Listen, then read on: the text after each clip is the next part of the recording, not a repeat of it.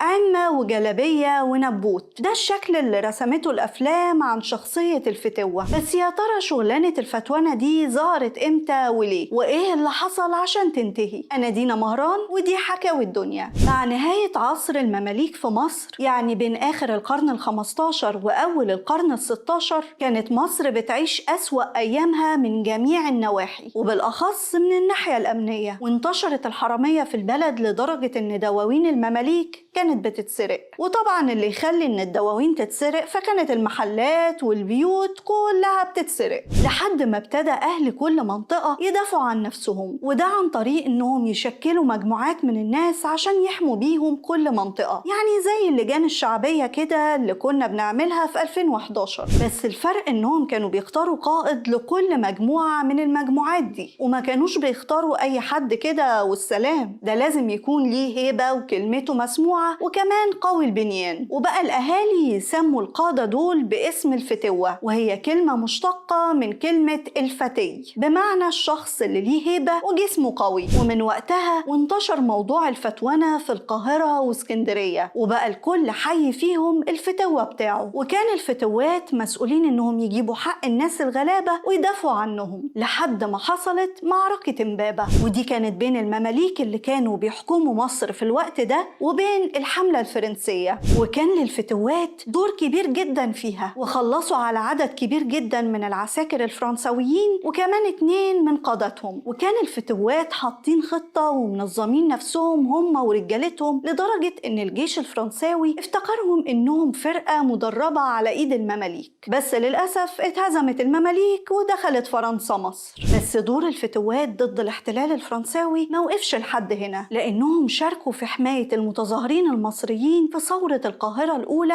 اللي كانت في سنة 1798 ضد الاحتلال الفرنسي، وكمان في ثورة القاهرة الثانية سنة 1800. وقدروا في الثورتين يخلصوا على عدد كبير من قوات الاحتلال الفرنساوي وقتها. وبعد الثورتين دول عليت مكانة الفتوات أكتر، وبقى يتعامل الفتوة في الشارع المصري كأنه بطل شعبي. بس للأسف زي ما بيقولوا الحلو ما يكملش، لأن زي ما كان متعارف إن الفتوة بياخد حق الغلابة وبيساعدهم، ظهر شوية مجرمين على الساحة استغلوا موضوع الفتونة في السرقة والتخليص على الناس والتجارة في المخدرات، ومحدش للأسف كان قادر عليهم، ما هم فتوات بقى. ومش كده وبس، ده كان في منهم اللي شغالين مع قيادات الجيش الفرنساوي، زي فتوة اسمه محمود الحكيم، وده كان فتوة حي الكحكيين اللي هي منطقة الضرب الأحمر دلوقتي. وبقى فتوة على الحي ده بعد ما خلص على عبد الغني اللي كان فتوة الحي من قبله، بعد ما تلكك له عشان يتخانق معاه ويدخلوا في مبارزة تخلص عليه. ومحمود كان واصل قوي مع الفرنسويين، لدرجة انه لما اتقبض عليه بعد ما خلص على عبد الغني الفتوة اللي قبله، قدر انه يخرج بعدها ب3 أيام بس، وكان كمان بأمر القنصلية الفرنسية وقتها. بس مأمور اسم الضرب الأحمر كان حاطط محمود في دماغه، وفي يوم نزل حملة على المحل بتاعه، ولما فتشوا لقى أكياس مخدرات وقبض على محمود متلبس. وبالرغم من كده برضه اتدخلت له القنصلية الفرنسية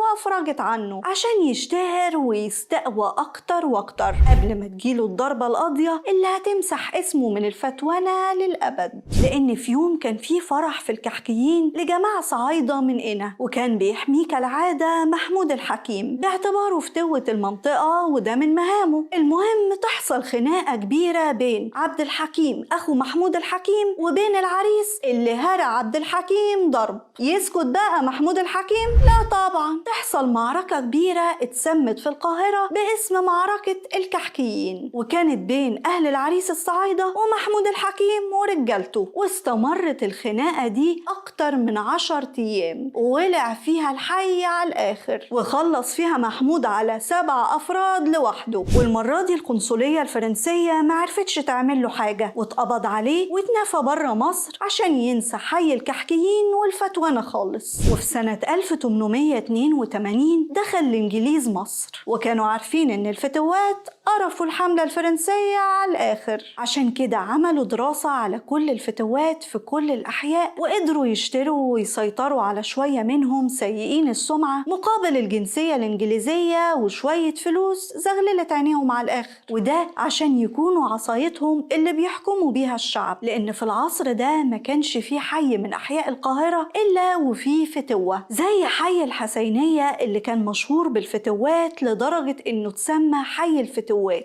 وفضل الحال زي ما هو لحد سنة 1936 لما وصل للشرطة بلاغ عن واحدة لقوها حد مخلص عليها في رمسيس. وبعد التحقيقات اكتشفت الشرطة إن الست دي اسمها امتثال فوزي، ودي كانت رقاصة عندها كباريه في وسط البلد اسمه كازينو البسفور. ووقتها الصحافة كلها اتقلبت وكتبت عن الحادثة دي لحد ما وصل الخبر للنحاس باشا رئيس الوزراء وقتها، واللي اهتم بالخبر ده جدا وكلف 2 من الضباط انهم يبلغوه مستجدات الموضوع اول باول. وفي يوم 13 ديسمبر من نفس السنة، سنة 1936، وصلت الشرطة للي خلص على امتثال فوزي الرقاصة المشهورة، واللي كان اسمه كمال الحريري، واللي كان من رجالة فؤاد الشامي اللي كان فتوة عماد الدين في وسط البلد. واعترف كمال الحريري انه خلص على امتثال بأمر من الشامي، وده لانها خلته نكتة بين الفتوات